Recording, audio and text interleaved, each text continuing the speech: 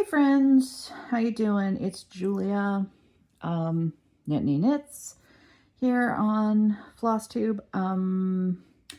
Doing something a little different today. Filming my very first stitch with me. And I'm doing this because I have a tag that I'm going to be doing. Maybe a month and a half ago, Karen, the Twitchy Stitcher, did a tag from Stacey over at Stitchy Sprinkles. And it seemed fun, and tags are really nostalgic for me. Back in the day, we did a lot of them.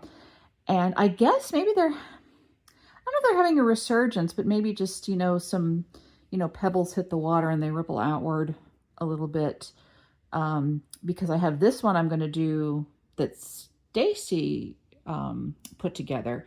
But I was watching Jade, the 310 Stitcher, the other night, and she apparently also wrote a tag. So I will have to do that one shortly as well.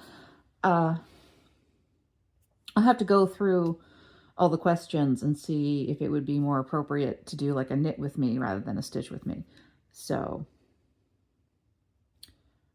just in terms if I have to like get up and do a show and tell or something like that. But I don't have to do that one for Stacey's tag. Again, Stacey's channel is Stitchy Sprinkles. She's new to Flosstube this year. So what I'm going to be stitching on is Forever and Ever by Cottage Garden Samplings. This is my year-long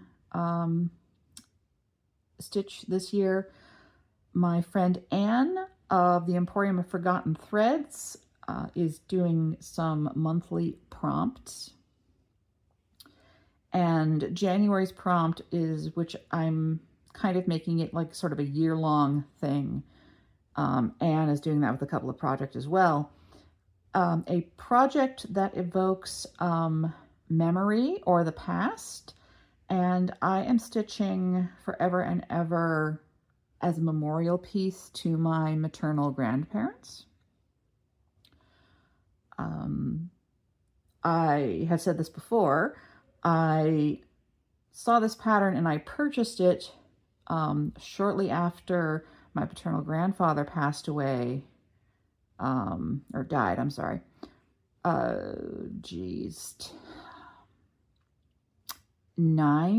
It'll be 9 years ago in October.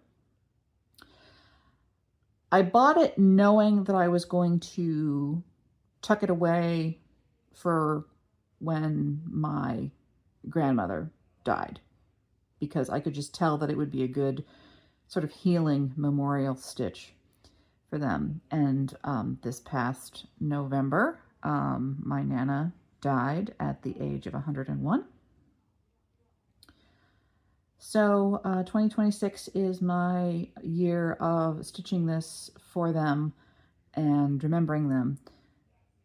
I divided the pattern up into horizontal strips, 12 horizontal strips going down. So I've done January, February, March, April, and now we're doing May. And we're actually going to be cheating a little bit because I don't want to flip my project over too much. I have parked these threads here so that they would be ready for June, but I think that just since I have them here and we're working on this, I will be, I'll just stitch this L for the word love, and then I'll be a little bit ahead on subsequent months. And if I run out of floss, we'll burn that bridge when we come to it. I will probably grab, I think I have a green. Yeah. I'll just finish outlining this flower, which is in this color, the Final Moss by Roxy. So, but in the meantime, let's get into this tag. I hope everyone is doing okay. Spring has finally arrived in Eastern Ontario.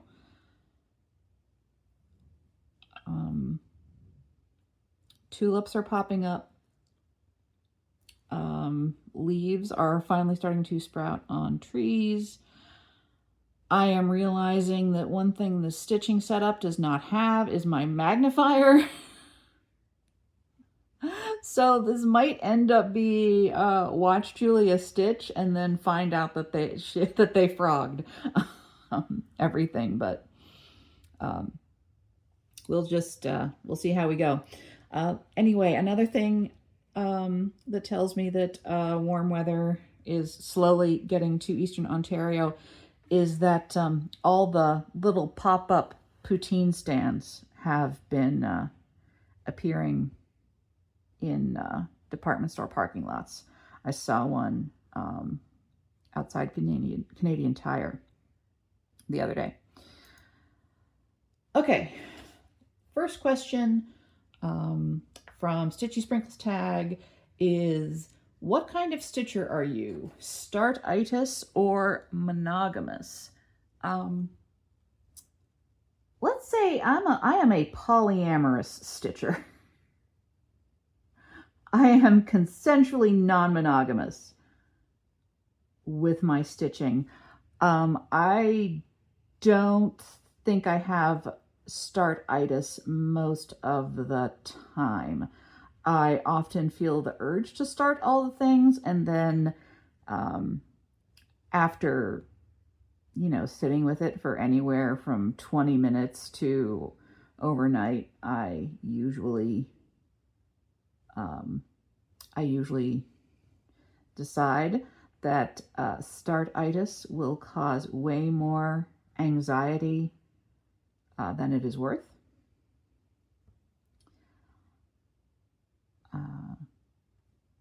But I am also not generally a long-term monogamous stitcher. I don't want to say I'm quite like Karen in that I don't get twitchy necessarily if I stitch on something too long. I definitely feel sort of a sense of burnout or just a sense that I have completed enough of the project for the time period, and I'm ready to sort of move on.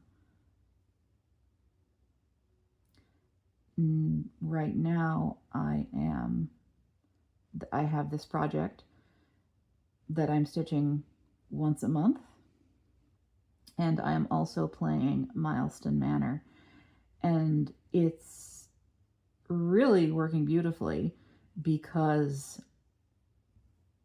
I have, say, my little polycule of Milestone Manor projects, and I've got my primary partner in the polycule, which is the gamer, but everyone's going to get some love and support. I apologize if I'm taking the poly metaphor a little too far. I don't know how else to talk about it. But yeah. Second question. Do you plan your projects or stitch whatever you like? As much as I would like to stitch whatever I want, whenever I want, I am going to park this yellow down here. This isn't exactly where it goes, but close enough, and I'll be able to, once I stitch some more black, I'll be able to figure out where it's going.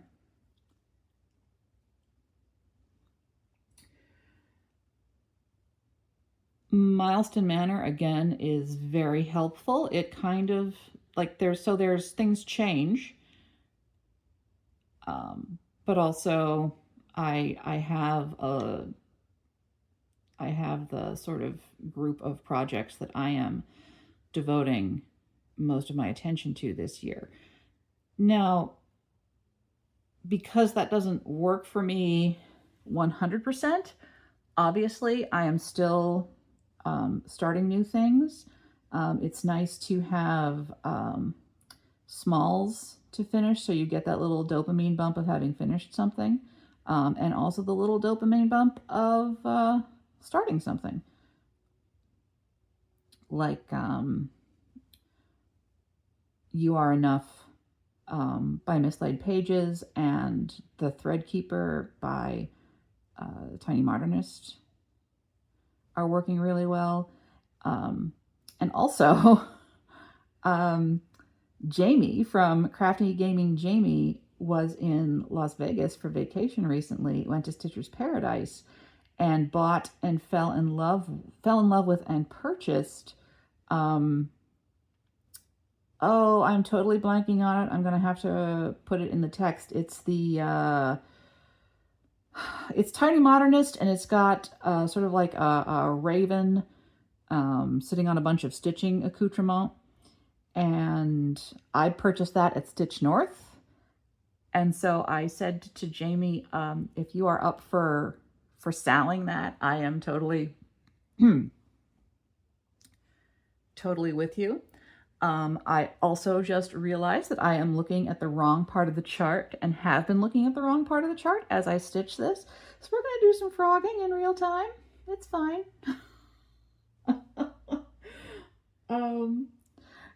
Question 3. Are you a morning or a night owl stitcher? Pay no attention to the fact that I am filming this at 8:30 at night. I am more often than not a early afternoon stitcher. Mornings are for coffee and contemplation. No, mornings are for knitting and reading, and designing and spinning. And afternoons are for stitching, and evenings tend to be for gaming and hanging out with my partner. Sorry, just concentrating on threading this needle.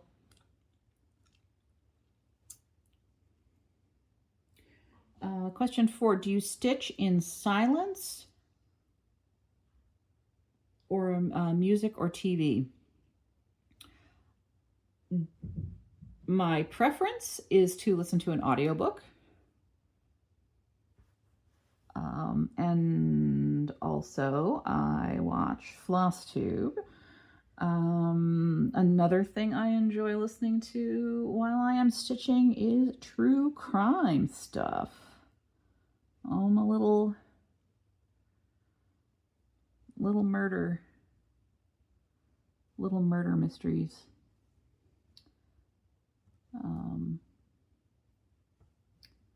I've also really been digging listening to ghost stories, or stories of alleged hauntings or ghostly encounters. I don't believe in supernatural things personally, but I love a ghost story, any ghost story, whether it's, something that Edgar Allan Poe or Washington Irving made up, or an urban legend, or,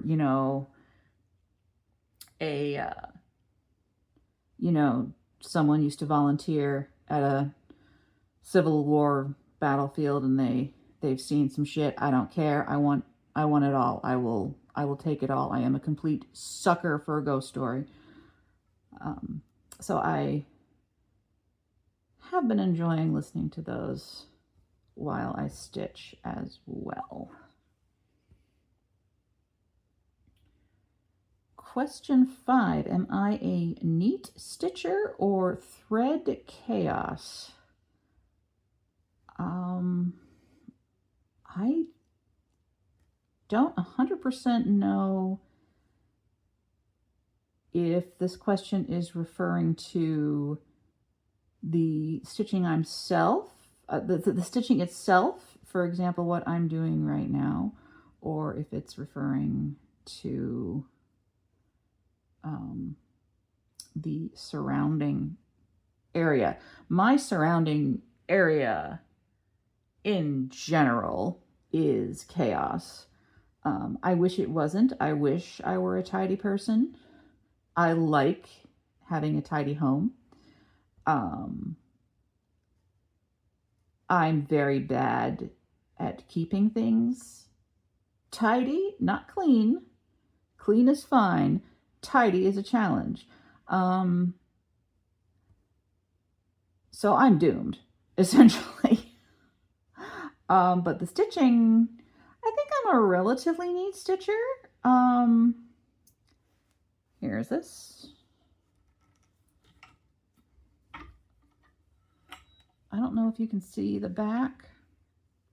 That's what the back of this project looks like. Now, if we're talking about like my full coverage pieces, like the back, like Gamer's back, is something else. The next time in a Flosstube video that I show my progress on Gamer, I will also show the back, because it's pretty wild. 6. Do I frog mistakes right away or ignore them? Well, I frogged a mistake live in real time here, so that's pretty much your answer. It's not complete though, because I want to say probably a good 50, it's even money. It's 50-50 chance that when I notice there is a mistake, I'm going to frog it. But the project has to go sit in the naughty corner from anywhere from 2 weeks to like 6 months before, and it needs to think about what it's done before I will take it out and frog it and fix the mistake. And a lot of times it's one of those things where it's like, wow, this took 10 minutes of my life. I could have done this a while ago. Hold on, I need to do some counting with my counted cross stitch. 1, 2, 3, 1, 2, 3. And then 2 more. Okay. You might not have understood what I was talking about, but I do. But I can never ignore or try to fudge a mistake. I wish I were that chill sometimes, but I'm not.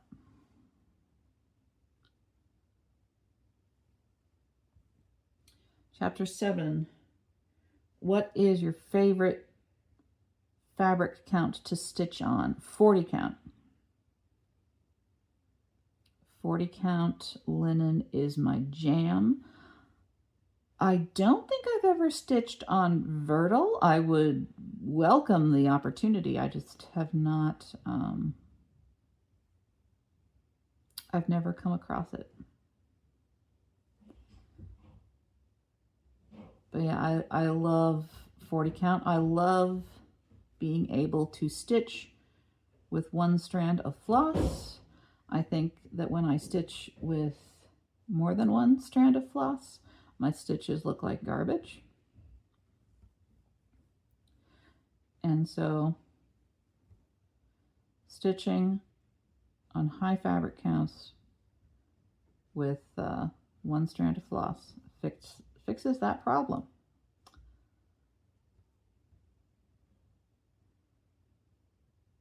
Now, I am going to be 44 this year. I turned 44 at the end of June. And this past October, I was informed that I need to start wearing progressive lenses in my glasses from here on out. And so my body, my body is telling me that I need to be humble and not stitch itty bitty things on itty bitty fabrics. But it's still fun sometimes. But you will notice that I am embracing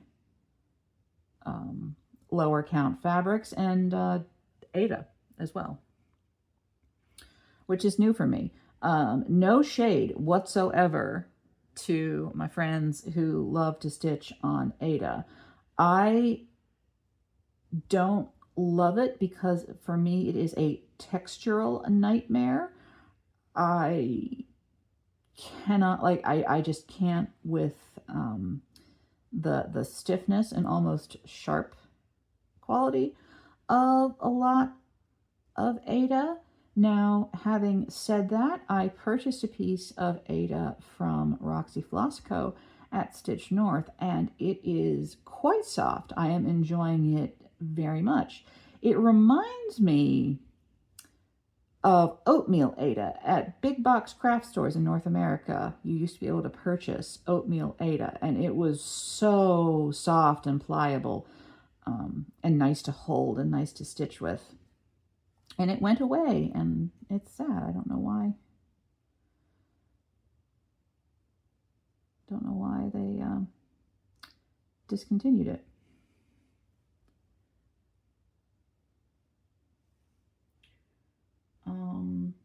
Question 8. Do you prefer full coverage or smaller designs?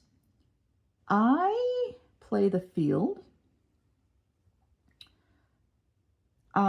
If you were to take a look at every whip I have and everything I have ever finished, I think you'll find that most of my projects are on the medium side.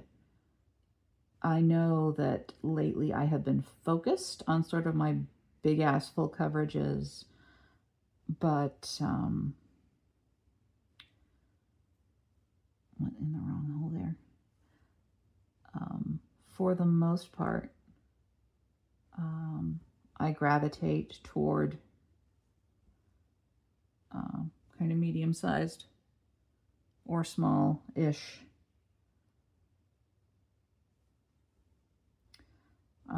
I'm thinking of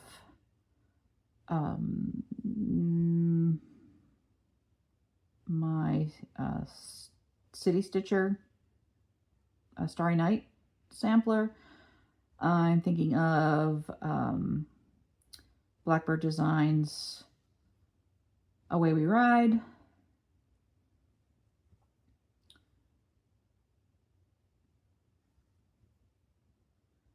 I'm thinking of my little lighthouse sampler from Cricut Collection, the Voyage Home, that I finished a few years ago. The Raven Edgar Allan Poe chart from Cricut Collection that I finished probably about 10 years ago and haven't fully finished yet. Yeah, generally medium size. Now, I do love a big project. I have plans for some big projects, but in general, less is more. Question 9. What colors do you always gravitate toward? I love all the colors of autumn and Indian food. Oranges, all of them. Mustard yellow, browns, these kind of like cooked greens, kind of green shades, yellows. If you see it in the fall in North America, or you find it on a plate in an Indian restaurant, I would probably stitch with that palette or wear that palette, let's be frank.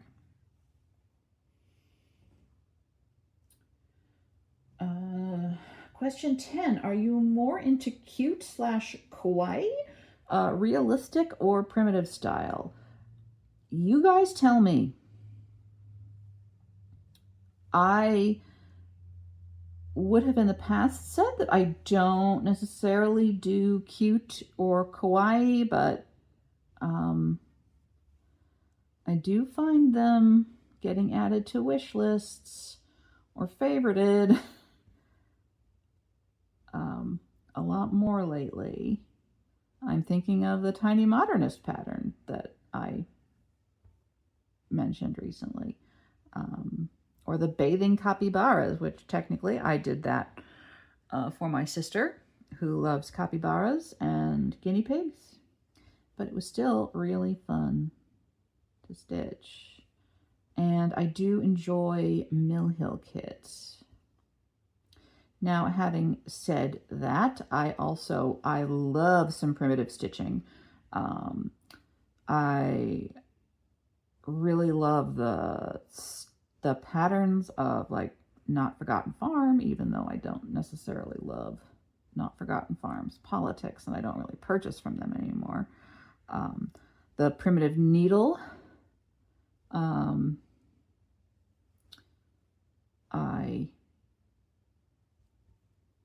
think there's probably about 25 primitive needle patterns that are on my wish list. I have sort of a prim style Barbara Anna pattern in my stash, Skinny Wolf Farm, that I'll start someday.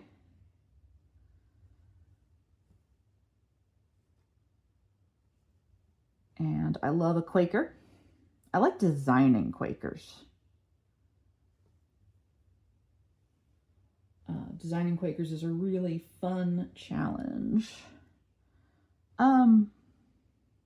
Realistic, I don't know. Now I am gonna be stitching on Mini Deer Creek shortly, which is a pretty realistic full coverage pattern. But I think that's the only sort of realistic style, quote unquote, whip I have right now, or that I've ever had, actually. Do you like, question 11, do you like seasonal stitching or stitching whatever you want year round? So the problem with a lot of seasonal stitching from my perspective is that a lot of it, not all of it, but a lot of it is connected to religious holidays that I do not celebrate.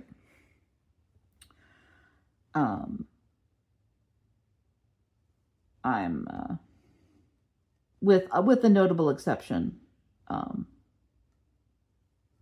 Halloween, which I know was originally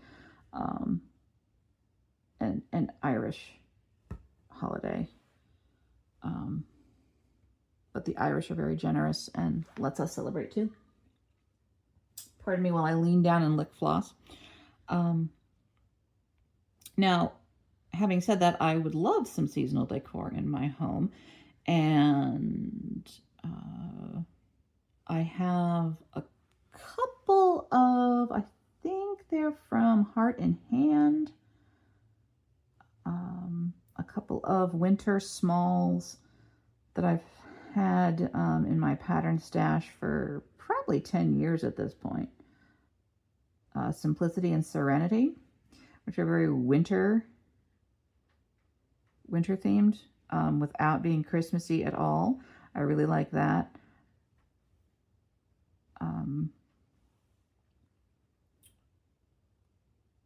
Tiny Modernist has sort of a winter foliage pattern that's kind of like in the shape of a sort of a triangle, like a very simplistic evergreen tree that I will probably end up getting at some point. So pretty much in general, the only seasonal stuff I stitch is Halloween.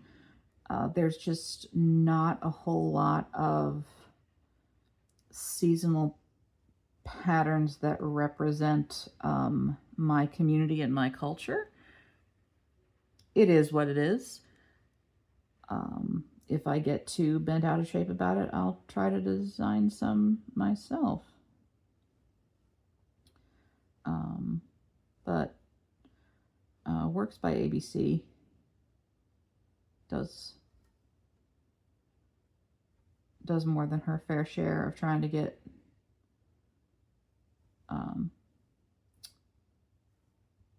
Jewish stuff out there.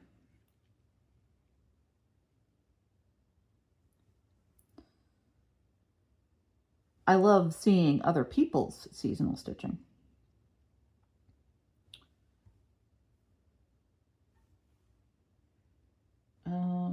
Question 12, printed patterns or digital PDFs? Both.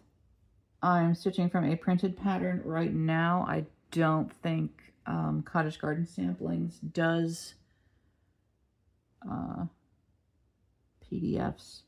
For full coverage, PDF all the way.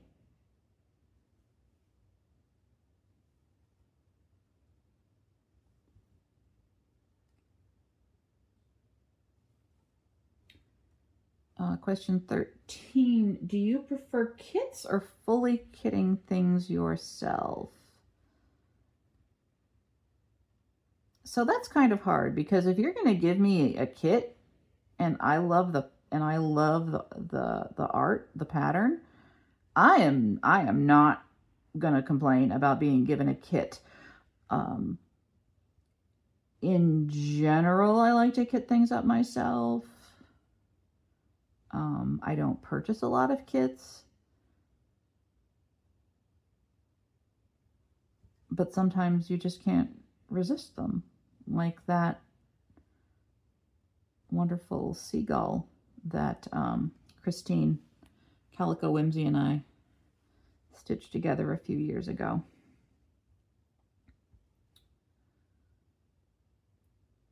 Because you can't beat the convenience. But I am anal enough that sometimes I like to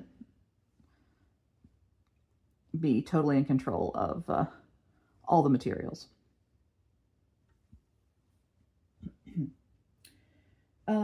Favorite type of finish? Question 14. Hoop, frame, pillow, etc. Probably frame.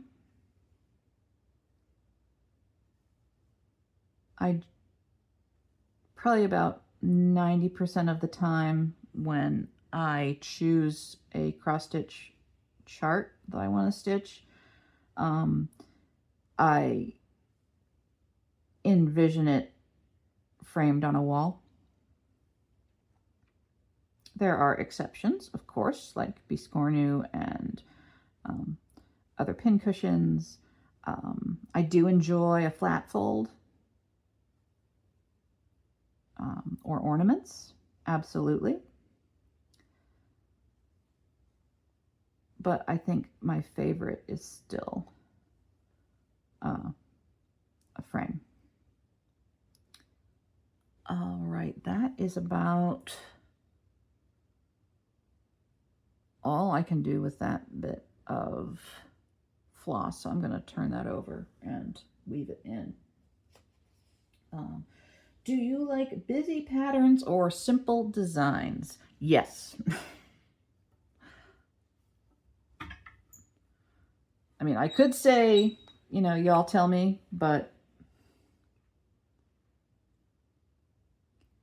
I think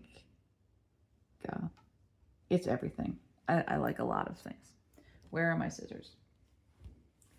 Hello. Here we are.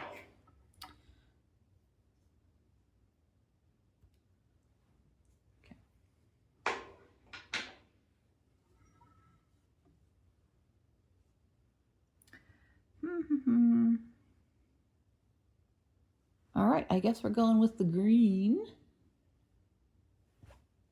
See if I can, there we go, move things a little bit.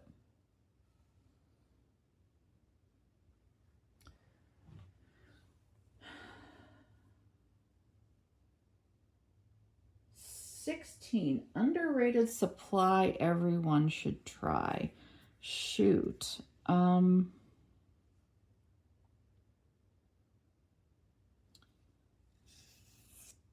Oh, underrated supply. I mean, I know there are lots of cool ways people are dealing with their orts lately, but honestly, I love just these little fabric guys. This I was given as a table gift at the Flosstube retreat, the original Flosstube retreat down in Austin, Texas. That was my retreat that I hosted. I have this one because it reminds me of my friend Garrett, Coffee Stitcher. The blue gingham reminds me of Dorothy Gale from The Wizard of Oz, and as you know, Garrett loves The Wizard of Oz. I also have a beautiful green and purple paisley one that my friend Dawn made for me. It was part of a swap that we did many moons ago. I like them.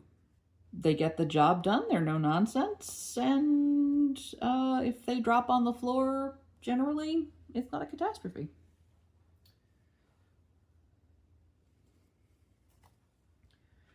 All right. Got my piece of green thread here. Question 17. Do you care about stitching rules? What rules are we talking about?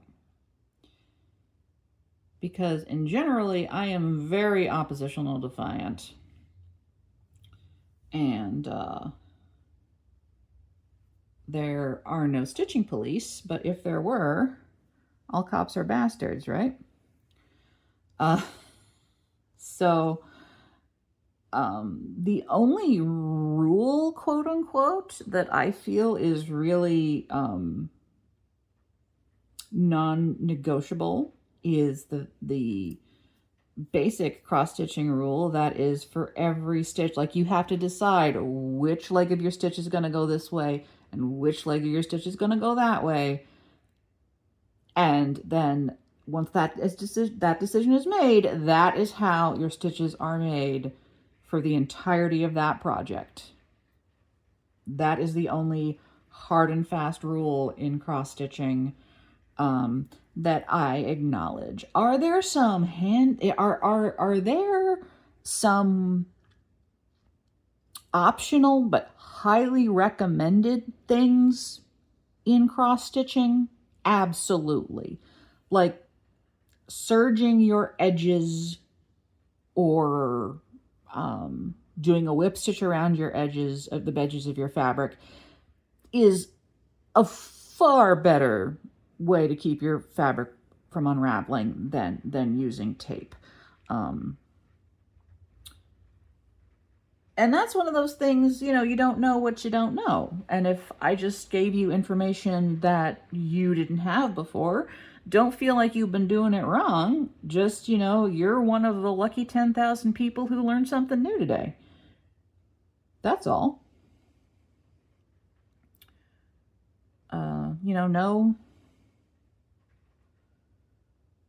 No worries. Past joints, not judgment, right? I'm going to do this. I need to switch hands. Okay. Another thing I like about stitching with one strand is that I get to do the pin stitch. And I love doing the pin stitch. It makes me feel like I am getting away with something. Even though it is a perfectly legal way to start your thread. I want to say there's another rule that I follow, that I feel is more optional but recommended, and that is stitching when you have hand dyed or variegated thread. Stitching English style is a better method than stitching, I guess, is it Danish style or Dutch? I don't recall. It's the method that I'm using now with this overdyed floss. I am making each stitch individually. I'm not doing half stitch, half stitch, half stitch until I'm done with that row, and then crossing the stitches going back the other way. With DMC and anchor flosses like that, I will do that absolutely, but that is not how I stitch with overdyed floss. And you know what? If you're not a fan of stitching this way, do your thing.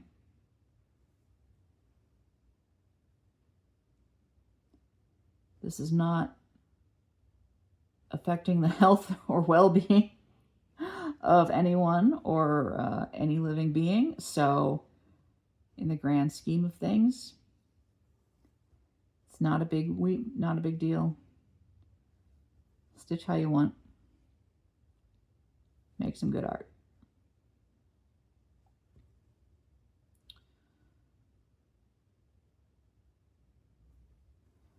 I really hope this is looking okay because I normally use my magnifier.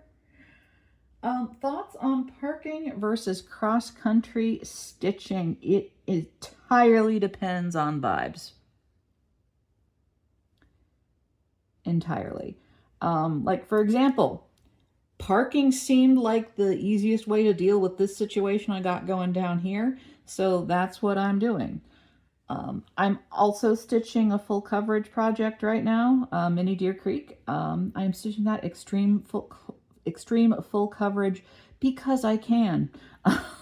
I wanted to see how tackling a full coverage project that way would feel, and so that's what I'm doing. I have parked. I have done color completing in a certain area. I've done color completing all over. And it honestly depends on the project, the vibe, and that's it.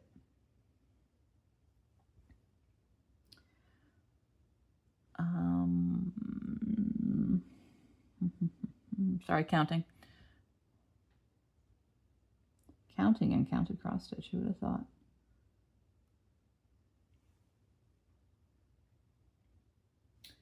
Well, question 19, what got you into Flosstube? So long ago in a galaxy far, far away, I had just moved to Philadelphia with my partner and our 2.5-year-old daughter. And I decided I wanted to try embroidery. So I went to Michael's and they didn't have any embroidery kits, but they did have a counted cross stitch kit. And I hadn't done any counted cross stitching since I was probably about 8 years old. So I bought this little dimensions kit with some flowers and 2 ruby-throated hummingbirds on it. And I thought, my mother-in-law will like that. I'll stitch that for her. And so I stitched that for her. And kinda wanted to cross stitch for the rest of my life at that point. So I went on to YouTube one night because I couldn't sleep. And not really expecting anything except maybe a tutorial. I typed counted cross stitch into YouTube, and who should pop up but Diane of Mondot Stitches and Sonia of Cat Crazy Creations.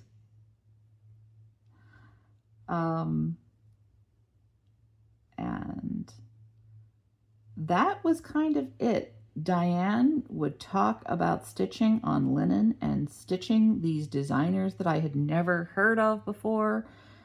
You know, it was not kits from Walmart or Michael's. It was lavender and lace. It was Glendon Place on linen with Kreinik. And that was really eye-opening. And before you know it, Coffee Stitcher was there, and Angie was there. Trisha, the left-handed stitcher, was there.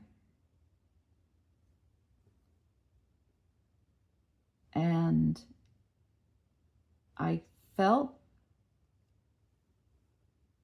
like I had found a group of people who get me, at least the weird crafty side of me. And being a young parent in a new city, that was really something I needed.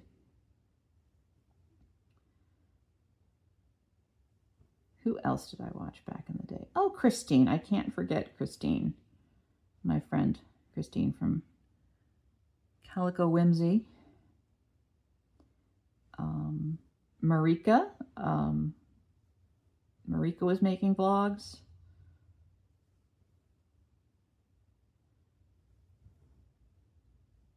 It was good times, yo. Good times. So that's what got me onto Flosstube. Insomnia and typing counted cross stitch into the search bar on YouTube, and the rest is history. What kind of videos do you love watching? I am assuming we are talking about Flosstube. I love a good old-fashioned, I'm going to sit down and I'm going to show you what I've been working on, and I'm going to show you my haul, and we're just going to sit and chat. I love one of those. Occasionally I will watch a Stitch with Me. Not always, but occasionally. That's why this is the first time I've ever filmed one, because they're not always the first thing that I gravitate toward. I love a tutorial. I appreciate people who film tutorials so much. Carolyn, the Flosstube Stitcher, another one of the OGs who used to do fabulous tutorials.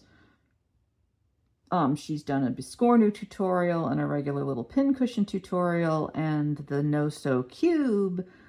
She's done parking tutorials. I learned how to stitch 1/1 for skin on a Mirabilia from Carolyn, the Flosstube Stitcher. Yeah, love a tutorial.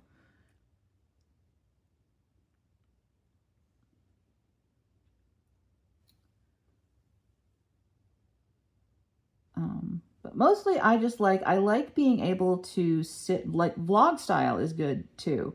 I like being able to sit and either stitch or knit and feel like I'm just hanging out with a friend, and we're just making stuff together, and we're shooting the shit, and just being stitchers, hanging out.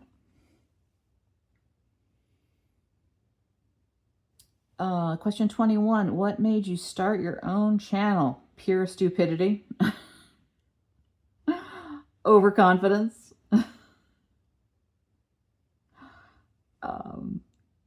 I had been watching the videos of all these great people, and I wanted to become friends with them, and I didn't feel like I could do that just through the comment section. I felt like I had to actually be contributing some way, and I wanted to try it. So I did, and here I am, 70-some Flosstubes later. Okay, we're done with this screen and everything lined up. Hooray. Hooray, hooray.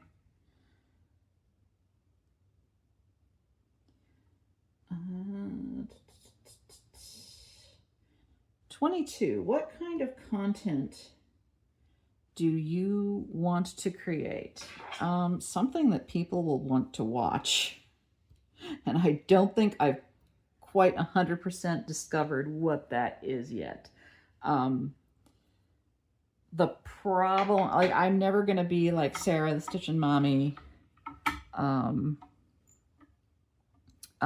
the Sunshine Stitchers or anything like that. I'm never going to have a huge amount of people watching my stuff because I cannot stay neutral on my platform. I cannot be apolitical because everything is political. Choosing to stay apolitical is political.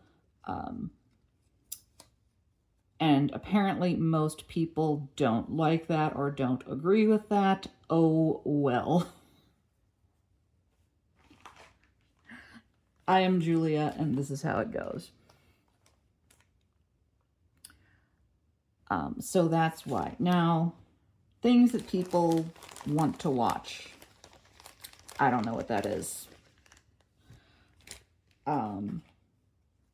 Or having said that, I don't actually know what I can add to the conversation a lot of the time.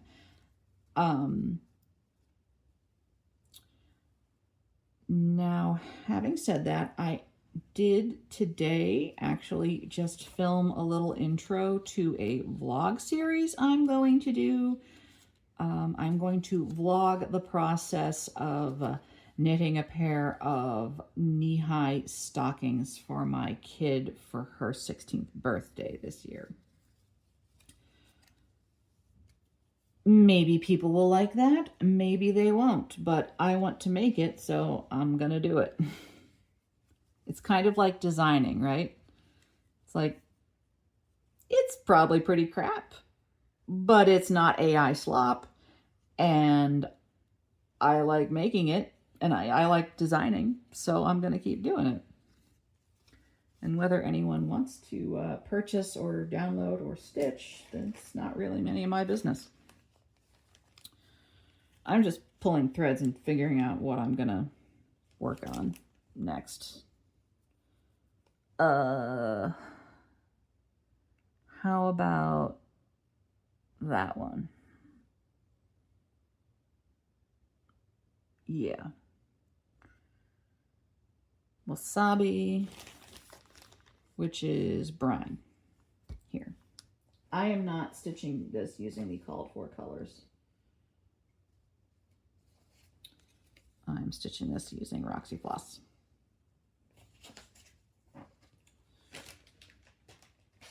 Um, 23. What's your favorite part of the stitching community? For the most part, it is the generosity, and I don't mean material generosity. I mean how stitchers are generous with their time. They are generous with their knowledge. They are generous with their input and their suggestions. Are they generous with their own things that they make or things that they purchase to give to other stitchers? Yes, absolutely.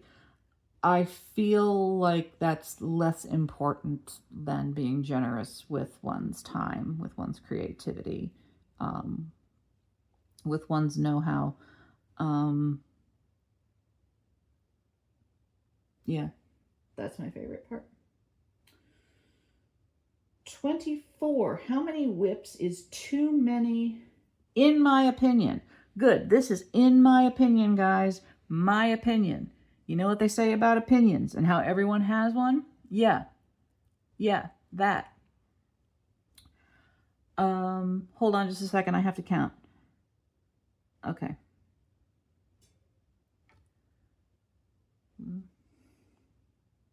What? 1, 2, 3, and then here. Okay. So I have an anxiety disorder. Anxiety disorders make no sense. They make no logical sense, okay? Let's just get that out right, all right? I get physical symptoms of an anxiety attack. Like tingly palms, heart palpitations, sweating, shaking, if I even consider having more than 20 whips at a time. I would prefer to one day have under 10, just because I feel like that is manageable for me. And I believe that this is because I am not someone who is really comfortable with having unfinished projects when I am no longer alive.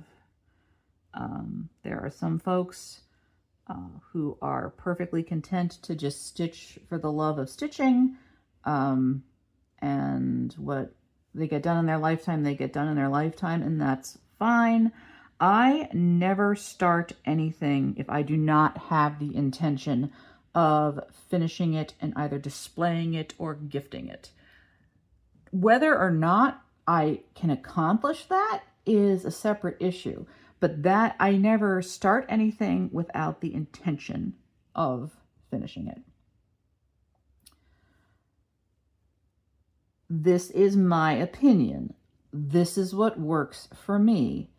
If you are a serial starter and you have over 100 whips and you derive joy from your 100 whips, I love that for you. That gives me joy, actually. And sitting and watching your content when you talk about your 500 whips and your stash acquisition beyond life expectancy brings you joy. That brings me joy. Okay? No judgment. Like I said before, in this house, we pass joints, we do not pass judgment, unless you are a fascist, in which case, fuck off. Sorry, it's late and my filter is going a little bit. We're almost done. Number 25. What's your dream project you haven't started yet? Oh, good one. Good one.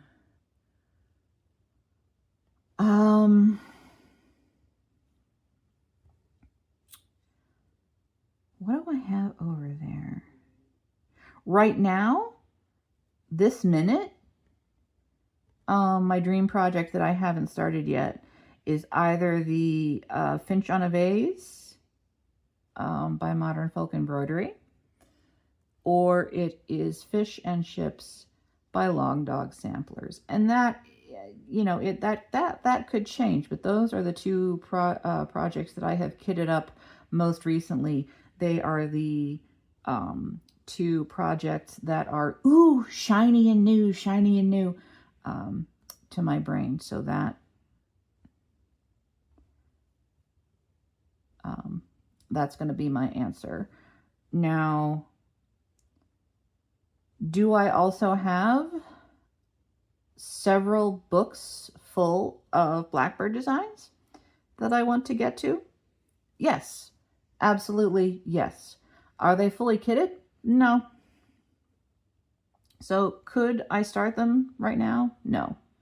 Could I, in theory, start Finch on a Vase or Fish and Ships tonight? Like as soon as I finish stitching this? Yeah, absolutely. As soon as I finish filming this, rather? Yeah, absolutely. I could. Am I going to? No. Is that the point? Also no.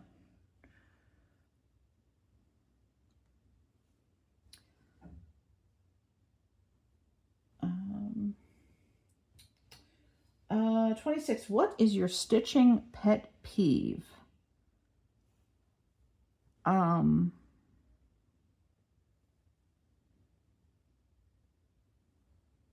Stitching pet peeve? Like,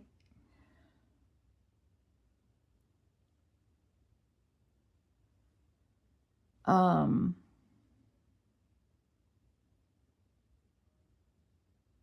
you have a thread that just keeps knotting,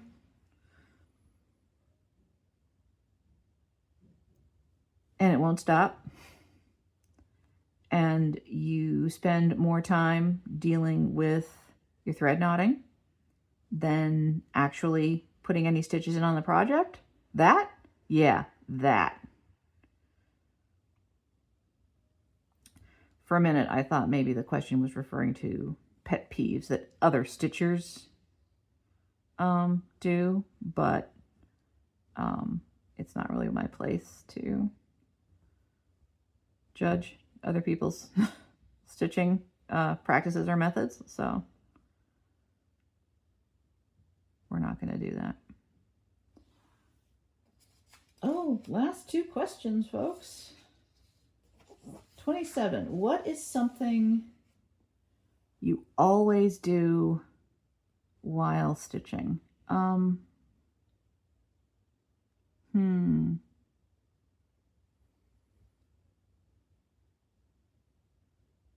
always taking in some kind of information. Like I'm always simultaneously looking at what I'm doing and counting and keeping in, staying on track, but I'm also taking in some kind of information, be it someone talking in their Flosstube video about their whip progress, be it a true crime podcast, be it an audiobook.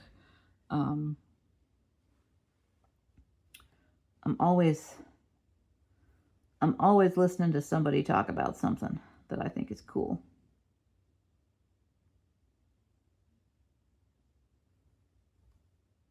Oh, my vision's getting blurry, guys.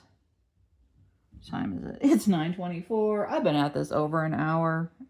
Thank you so much for hanging out with me. Last question. If you could only stitch one theme forever, what would it be? Oh, geez.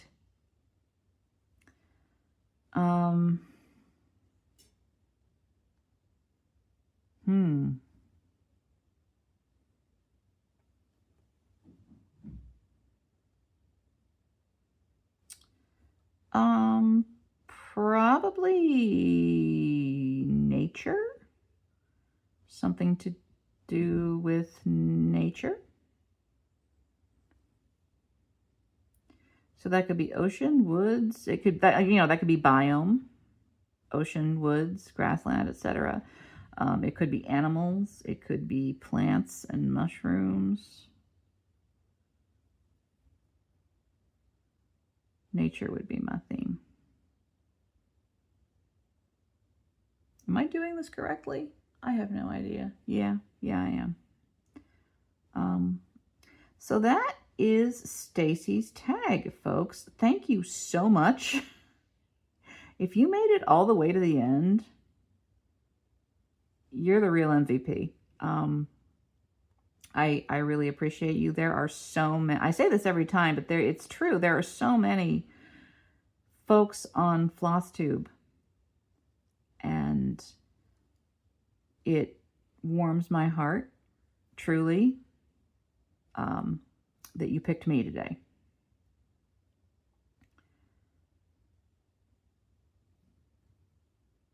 And I hope that you are well, that you're taking care of yourself, that you're being kind to yourself, that you're giving yourself grace.